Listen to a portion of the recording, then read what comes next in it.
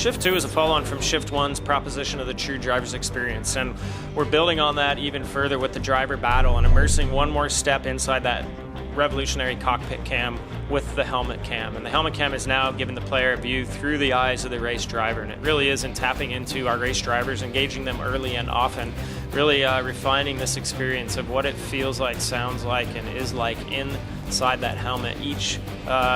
time that driver battle is happening in the grid, and especially that driver battle with themselves at night, which is exemplified in our all-new night driving mode. Through brand new innovations from Slightly Mad Studios in rendering and lighting and damage model, night racing changes the game entirely with the dynamic shadows that are cast, multi-point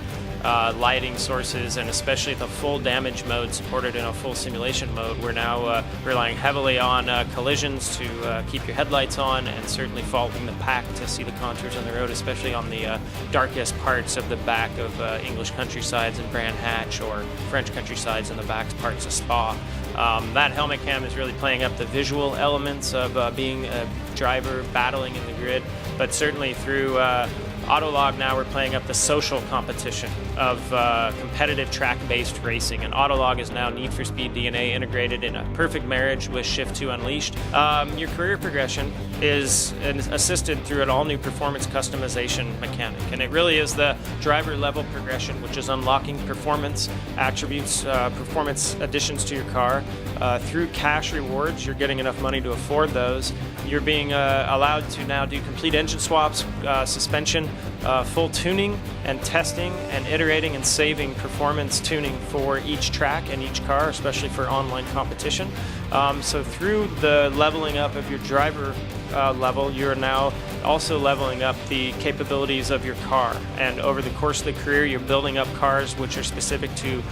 the career branches. So for a drift career branch, you may build up a S13 Nissan platform. Team's Need for Speed's representation around the globe in motorsport is really reflected directly into Shift's career designs. And as such, we have now over 120 cars that we're introducing in Shift 2, which represent very iconic, classic versions of cars that are represented in car culture in each of these disciplines, as well as retro machines,